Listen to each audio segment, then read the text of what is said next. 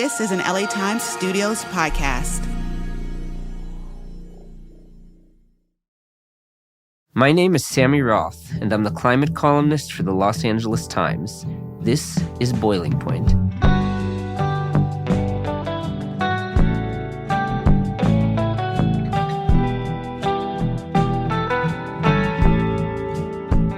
When JB Hamby first ran for the board of the Imperial Irrigation District, he was 24 years old.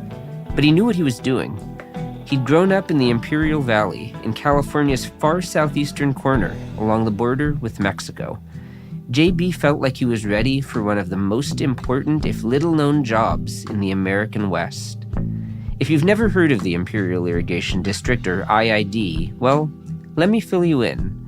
It's a government agency that historically has had a right to more Colorado River water than the rest of California combined. That's more Colorado River water than the entire state of Arizona.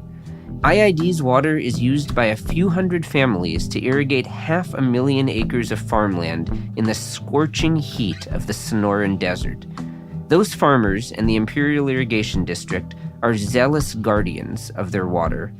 When it comes time to elect board members to the IID, the people of the Imperial Valley choose extremely carefully.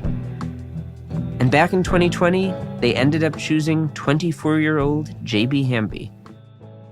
5 years later, JB and his 4 colleagues on the IID board are helping to shape the future of the Colorado River. The river supplies water to 40 million people and millions of acres of farmland, from Los Angeles to Denver to Wyoming. And at the moment, the river is stuck in a 25-year mega drought, with climate change playing a major role. If there's going to be enough water to go around, the biggest users of that water need to cut back. That means places like Imperial, which also means everyone in the Colorado River Basin is looking at the IID Board of Directors. That's especially true for JB Hamby. He's had a pretty meteoric rise in Western water politics. After his election to IID, he was quickly appointed to the Colorado River Board of California. In 2023, he became chair of the board. That means he's California's lead negotiator in interstate Colorado River negotiations. And right now, those negotiations are heating up, if you'll pardon the climate change pun. When I first met Hamby, he was blunt and outspoken. He had a habit of occasionally pissing people off, but his political instincts were sharp. Part of how he got himself elected in 2020 was by attacking a longtime IID board member over something the guy had done 16 years earlier. A lot of folks in Imperial thought the attacks weren't fair, but they worked. Since then, Hamby has dialed back his rhetoric. He's made a lot of friends in Imperial and across the Southwest.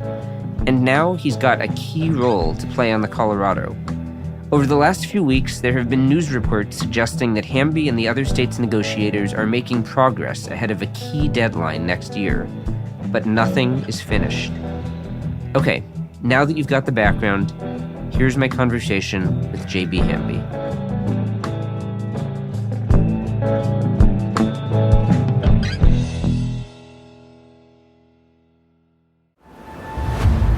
During one of the most severe windstorms Southern California experienced in more than a decade, the Palisades and Eaton fires ignited, leaving heartbreaking losses in our communities.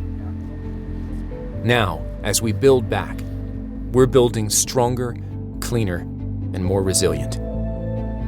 In communities most vulnerable to dangerous weather conditions and wildfires, Southern California Edison is placing power lines underground, hardening the electric system by installing wires with protective coating, and adding advanced technology to help keep communities safe. So when Southern California faces the next storm, the next most severe event, Copy helicopters, structures adjacent to the Pipe Road, we'll be ready. Learn more at sce.com/disaster recovery. Today is the worst day of Abby's life. the 17-year-old cradles her newborn son in her arms. They all saw how much I loved him. They didn't have to take him from me. Between 1945 and the early 1970s, families shipped their pregnant teenage daughters to maternity homes and forced them to secretly place their babies for adoption. In hidden corners across America, it's still happening. My parents had me locked up in the godparent home against my will. They worked with them to manipulate me and to steal my son away from me. The godparent home is the brainchild of controversial preacher Jerry Falwell, the father of the modern evangelical right and the founder of Liberty University, where powerful men, emboldened by their faith, determine who gets to be a parent and who must give their child away. Follow Liberty Lost on the Wondery app or wherever you get your podcasts. JB, thanks very much for being with us on the Boiling Point podcast. Thanks for having me, Sammy. So we're here to talk about the Colorado River and threats to the Colorado River and hopefully how to resolve those threats. But I want to start by asking you about a really narrow slice of that, which is solar farms on agricultural lands. The board that you're on, the Imperial Irrigation District, you guys voted a couple of weeks ago to say that you don't want to see any more solar projects built on irrigated agricultural lands in the Imperial Valley.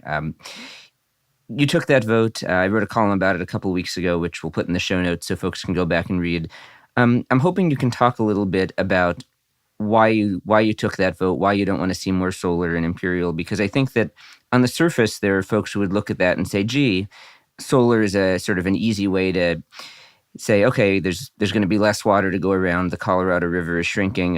Why not put some solar on some of these lands, still do something valuable with them and not use as much water? What's the thinking on saying, no, we actually don't want to see more solar?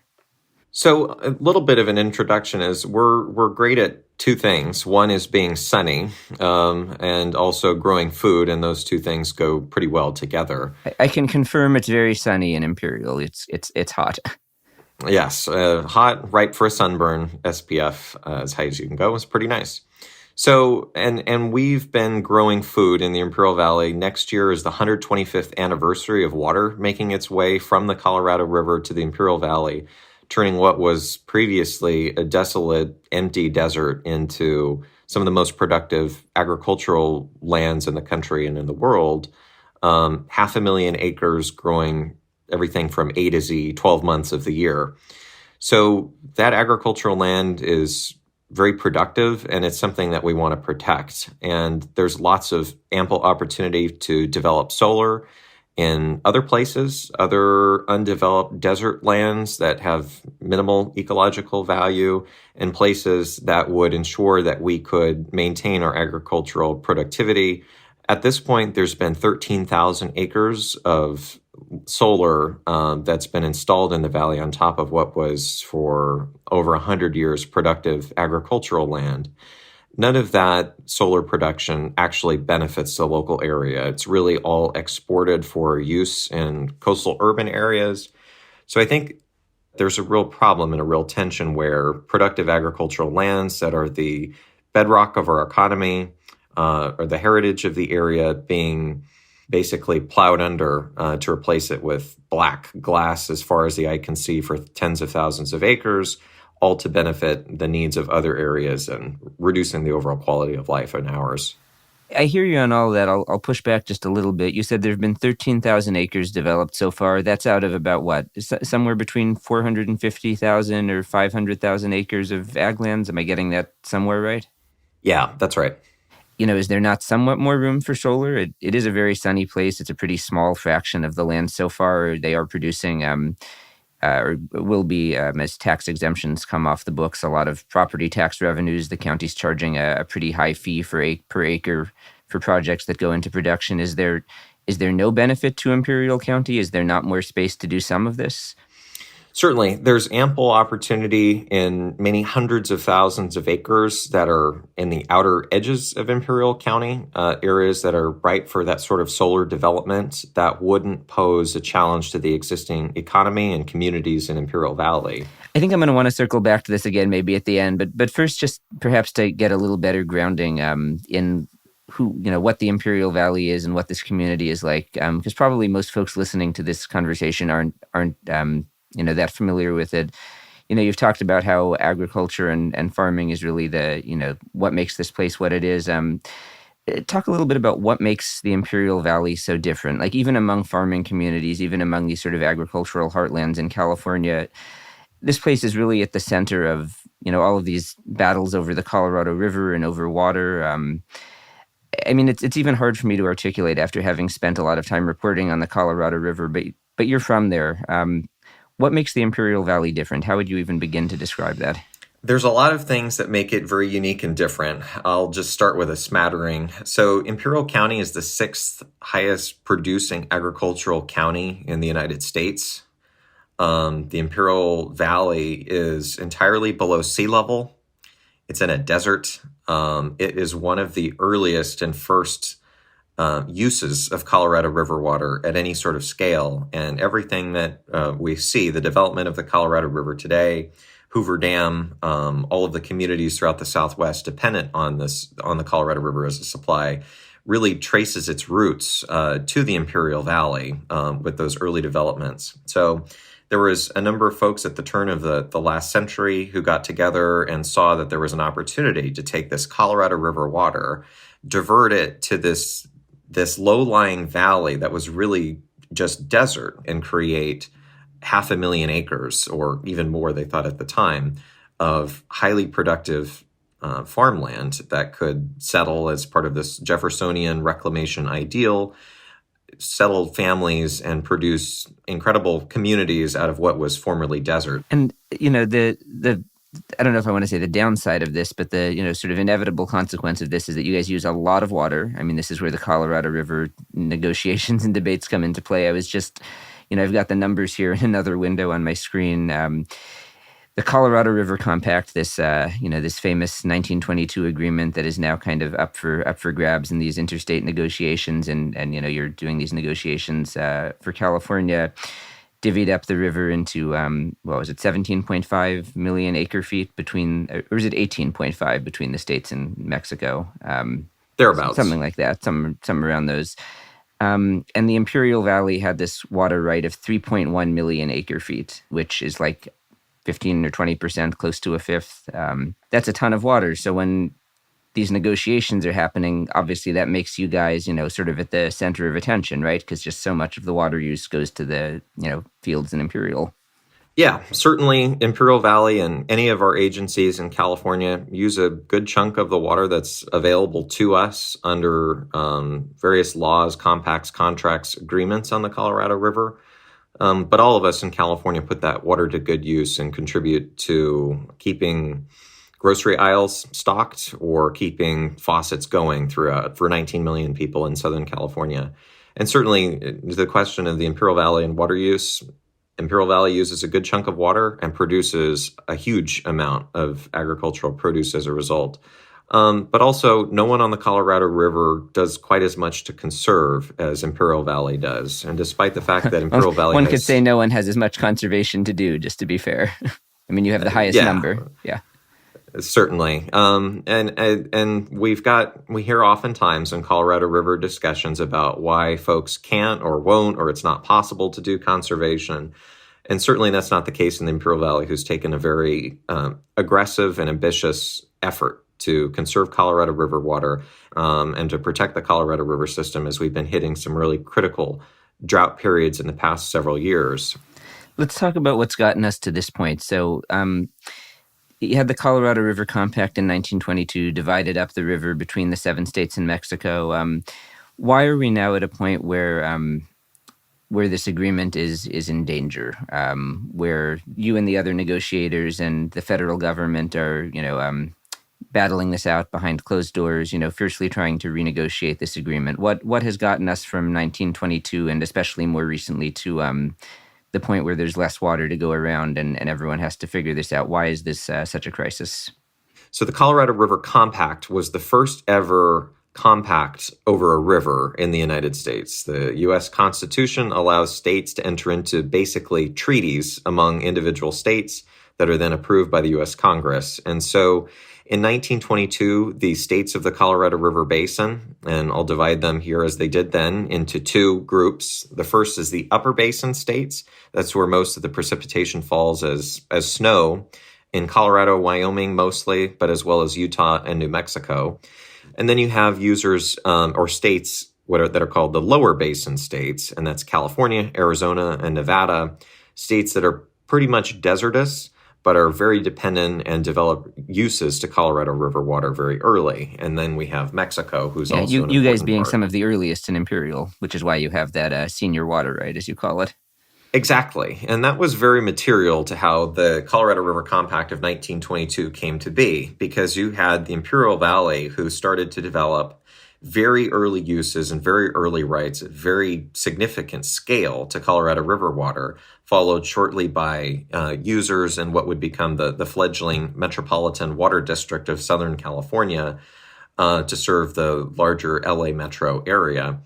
And particularly, there was a case in the Supreme Court that decided, well, if you have this thing called the doctrine of prior appropriation, first in time, first in right, if you have that within your individual state, it also applies between states. So the concern of folks in Utah, Wyoming, New Mexico, and Colorado was these folks in California, in the Imperial Valley, and in the LA area are going to develop the rights and the uses to Colorado River faster than we can, and basically develop rights to the whole Colorado River downstream before we can develop any uses of it upstream. So the essential compromise in the compact was the lower basin would get a certain volume of water, and in exchange, the upper basin would assure and maintain the ability to develop future uses, even though they would be slower to develop and come online.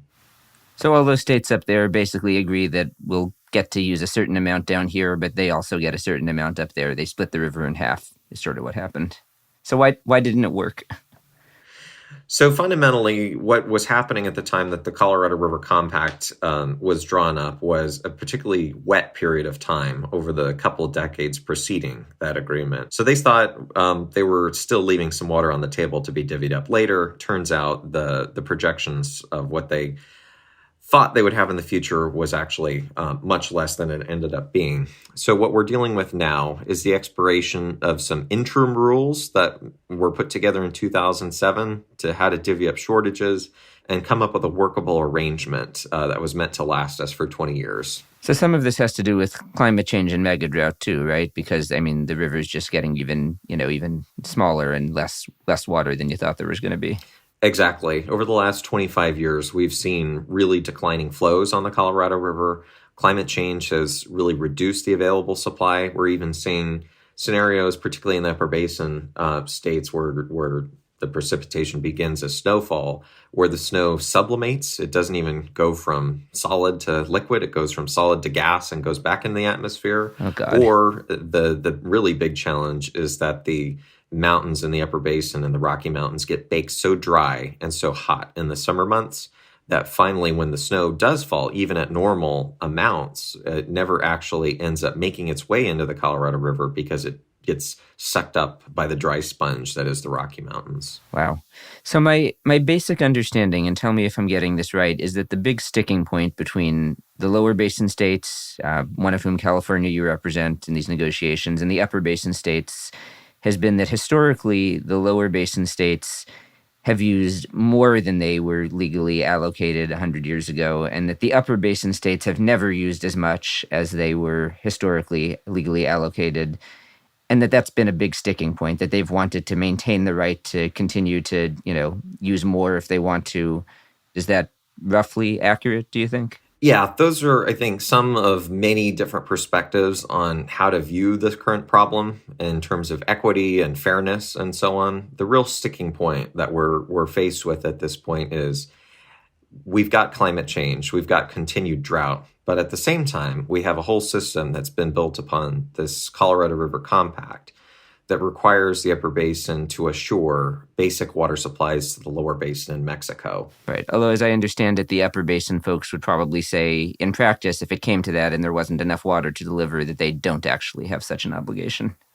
And these are the very sorts of debates that we're trying to avoid having in front of the Supreme Court. If we were to end up in a legal dispute about the compact, If we can't come to a collaborative, constructive agreement on how to manage the river, that's where we would end up. And the court would take some time, require a special master.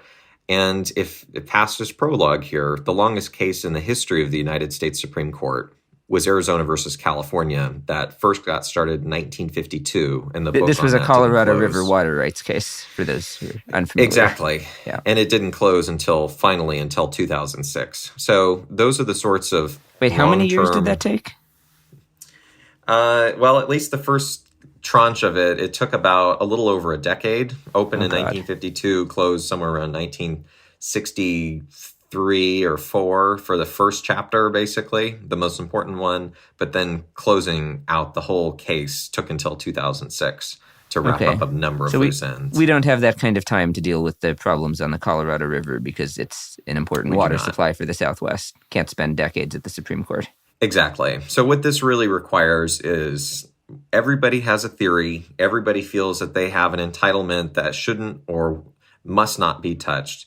But the reality of the situation is we have a declining resource that is the Colorado River. We need to manage it carefully, and we need to manage it conservatively in a way that we don't continue this trend that we've seen over the last 20, 25 years, which is demands that outstrip supply.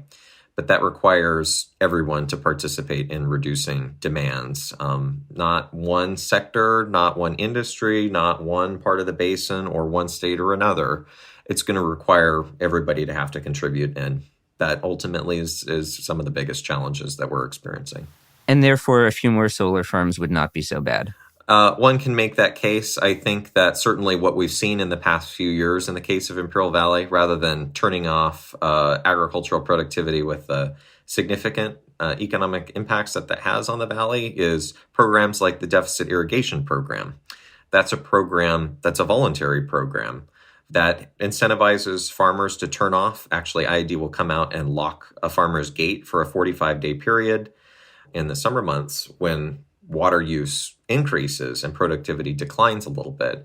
Farmers are able to get some economic relief, particularly when the markets are bad, and can deliver quite a slug of water into Lake Mead. So the farmland doesn't actually come out of production permanently. And I was a little bit messing with you with that question, so thank you for taking it seriously. Yes.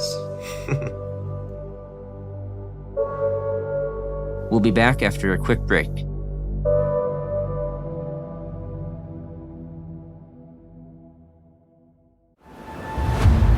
During one of the most severe windstorms Southern California experienced in more than a decade, the Palisades and Eaton fires ignited, leaving heartbreaking losses in our communities. Now, as we build back, we're building stronger, cleaner, and more resilient.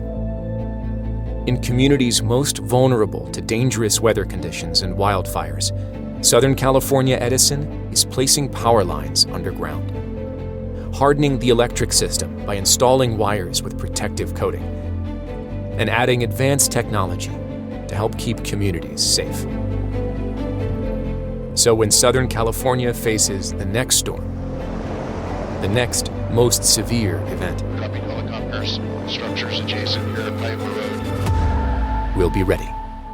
Learn more at sce.com/disaster recovery. Today is the worst day of Abby's life.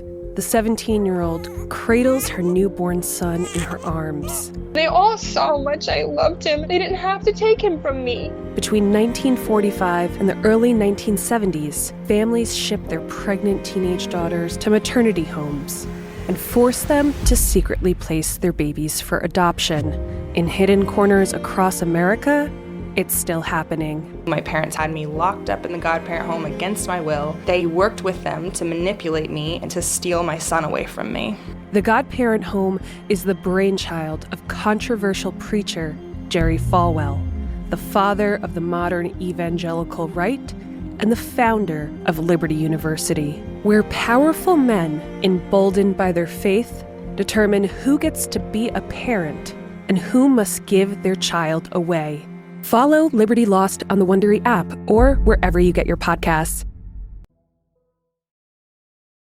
So talk a little bit, there's been some hope and some optimism lately on these Colorado River negotiations. I'm sure there's stuff that you got to leave in the negotiating room, but talk a little bit about what can be said publicly right now. What's being contemplated between the states that's making everyone hopeful at the moment? Basic idea is, rather than trying to litigate out our individual points of view about what the 1922 Compact means and what responsibilities or obligations, etc., exist from one set of users to another, instead, let's figure out an equitable way to manage the river moving forward. We know that we have less water available on the Colorado River. It's going to require reductions all of the time.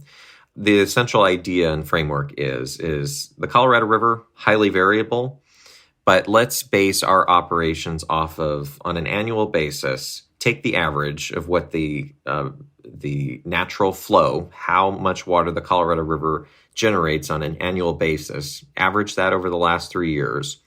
Based on that 3-year average, release a decided and negotiated percent of the natural flow and let that water out of Lake Powell through Glen Canyon Dam for delivery to users in the lower basin and Mexico. So the essential compromise there is users in the lower basin would have to live within whatever the means that the river is providing under this negotiated percentage. And in the upper basin, assure that delivery of that water either from storage in Lake Powell or other reservoirs in the upper basin, or if that's insufficient, by undertaking conservation or curtailment activities to ensure that delivery, that requirement is made to the lower basin states in Mexico. So when I first started reading about these, these whispers of a deal coming out, it seemed pretty hopeful. I also read a blog post the other day by John Flack, writer and scholar out of the University of New Mexico. I'm sure you read his blog as well, Inkstain. It's excellent for folks following the Colorado River. He was hopeful as well at first, and then he started to seem less hopeful. He made the point, it's like, well, in theory, this is a great idea. In practice, this key sticking point is going to be, what is that actual percentage? So one, that's a really big sticking point of what percentage of water in the river actually has to get delivered. My guess is the upper basin's going to want it to be lower rather than, what's on the higher end there. And then John's second point, based on reporting he had seen from comments from some of the upper basin folks, the Colorado River lead commissioner as well, who seems to be the main negotiator for the upper basin. What happens if the upper basin, is using all of its water and doesn't actually feel like it has the water to deliver that percentage that it's required? Is this just going to end up moving the same argument to a new legal framework? If their percentage tells them, like, okay, you're supposed to deliver X amount of water over this, this year based on what's in the river, and you feel you can't deliver this much water because, all of your users are using this much, your farmers in your cities, what then happens? Is there going to be the same conflict? So I guess my question for you is, how confident are you at this point that something, really sustainable can be worked out based on this natural flow framework? Is this really going to make things better, or are we still going to end up just having the same fights? In particular, the real challenge is this. In the lower basin in Mexico, we're used to managing reductions and making them happen to live within an increasingly reduced supply.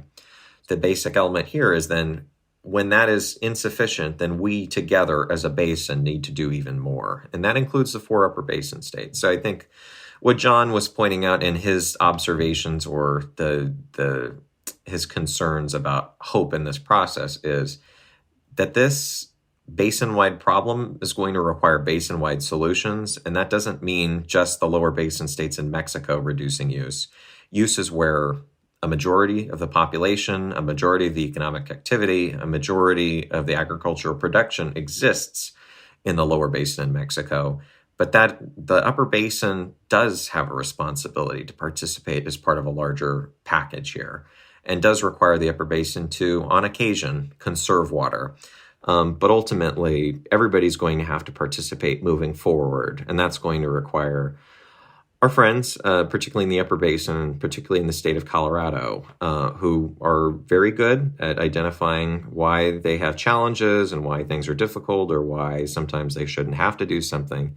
But the only way that we're going to get to an enduring, sustainable agreement on the Colorado River that manages the supplies that we have, that Mother Nature provides, and not overtaxing those resources, and getting away from litigation and ensuring that we get a sustainable agreement, is going to require everybody to participate. I think I just want to, sort of ask you maybe a little bit of a values question here and tie it back to the Imperial Valley to close this out. I think, God, I don't have the numbers offhand, so I'm going to, ballpark this a little bit. I want to say the numbers I've seen are that something like half or close to half of water use in the Colorado River Basin goes to grow cattle feed. Does that sound right? Does that sound similar to what you've heard or seen? Seems ballpark-ish, right? Yeah, I think that's what I've seen. And like you said, probably, higher percentages outside of the Imperial Valley. But still, you guys grow a lot of alfalfa in Imperial. A lot of vegetables too. I certainly, like to eat vegetables in the winter, so thank you for that. But I've toured alfalfa farms in the Imperial Valley, and I see all the cattle feed that gets grown there as well. And you referred earlier to when we were out talking about solar to undeveloped desert lands with minimal ecological value, which is a comment that I think a lot of conservation activists and biologists would probably take issue with. There are definitely a lot of desert lands, public lands in Imperial County and elsewhere with quite significant biological value for endangered species and plants and, part of big interconnected ecosystems that wildlife move across. So I guess I'm kind of putting those things together because I'm just thinking in terms of, really big picture, the values of different landscapes, the values of what we use water for, what we use land for. I guess I'm really curious how you think about those things, because I think it's all connected. I mean, we have these decisions to make about what we're putting water to use for and why, what the effects are on climate change. We've got to build a lot of solar and a lot of renewable energy. I mean, there are all of these really big interconnected systems. So when we think about where does the renewable energy go, where does our water go, what do we use lands for, those decisions can't all be made in silos. They're all made together. And I think a place like the Imperial Valley is really interesting because, all of these different forces kind of collide in one place. You're one of the sunniest places in the country. You're one of the best places for growing food. You use some of the most water in the region. How do you evaluate all of those different factors and forces? Because they're very personal for Imperial. I mean, you guys certainly aren't immune to the effects of climate change. If it gets too much hotter in Imperial, that's certainly not going to help. How do you think about all that? I know I'm sort of dumping a lot on your plate right there, but I imagine these are questions that you think about.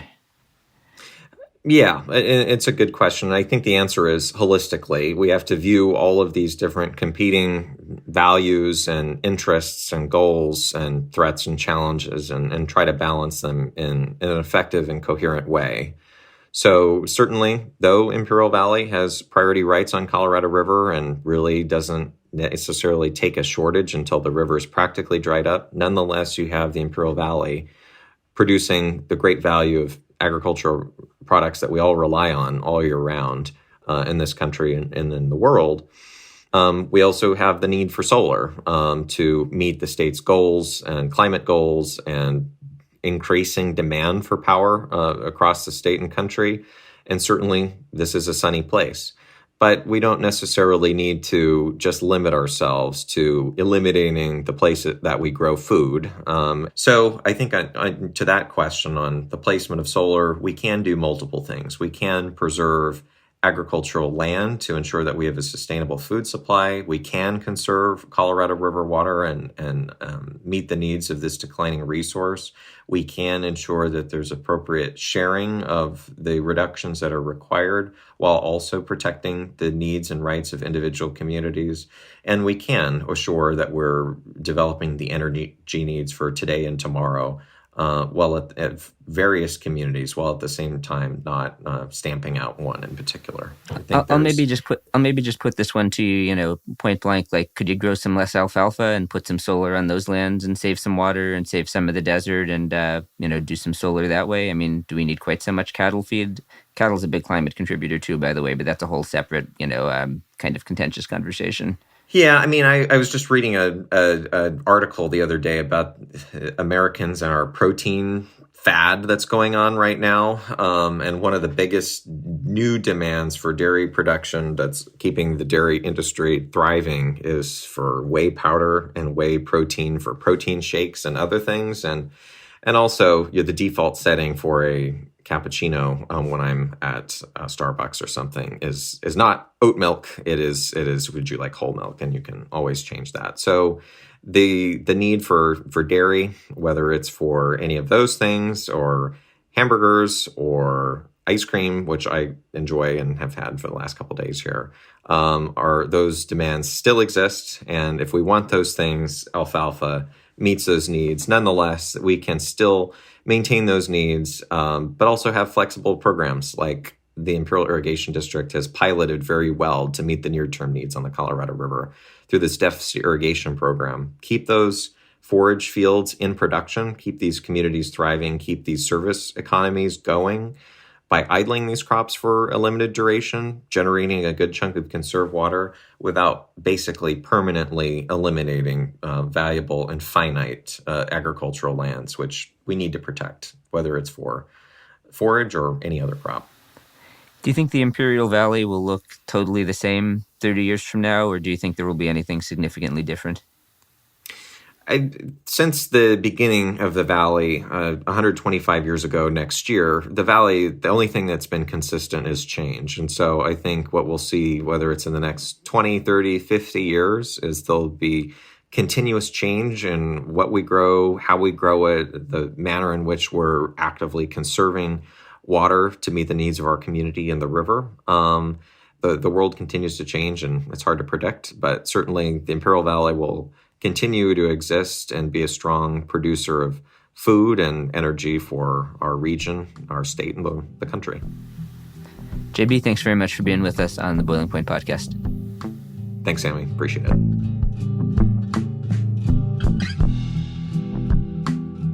Next week, we'll be continuing the Colorado River conversation with the journalist Jonathan P. Thompson. He writes the Land Desk newsletter, and he was previously editor-in-chief of High Country News. Jonathan's home base is Colorado, and as it happens, I'll have just gotten back from a hiking trip there, so I'm really looking forward to asking Jonathan about a lot of the stuff he covers, especially water, but also public lands and wildfires.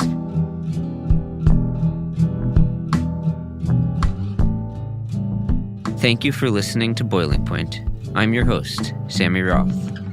My producers are Mary Knopf and Jonathan Shiflett. Sound design and original music by Jonathan Shiflett. Elijah Wolfson is our editor. Denise Callahan is our studio manager. Ben Church is our production manager. Nick Norton is our engineer.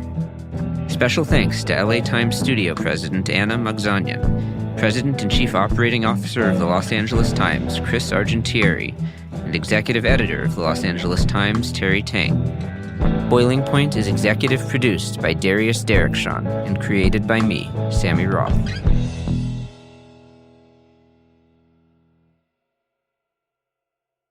Today is the worst day of Abby's life. The 17-year-old cradles her newborn son in her arms. They all saw how much I loved him. They didn't have to take him from me. Between 1945 and the early 1970s, families shipped their pregnant teenage daughters to maternity homes and forced them to secretly place their babies for adoption. In hidden corners across America, it's still happening. My parents had me locked up in the godparent home against my will. They worked with them to manipulate me and to steal my son away from me. The godparent home is the brainchild of controversial preacher Jerry Falwell, the father of the modern evangelical right and the founder of Liberty University, where powerful men, emboldened by their faith, determine who gets to be a parent and who must give their child away. Follow Liberty Lost on the Wondery app or wherever you get your podcasts. My name is Madison McGee. From LA Times Studios comes its latest series, LA Crimes. From deep dives into the Menendez brothers to conversations about why Bravo TV seems to be a hotbed of white-collar criminals, we'll cover it all. We'll speak with LA Times reporters and others in the true crime industry to put a lens not just on these cases, but on our own culture's fascination with them and what that says about us. Tune in every Wednesday wherever you stream your podcasts.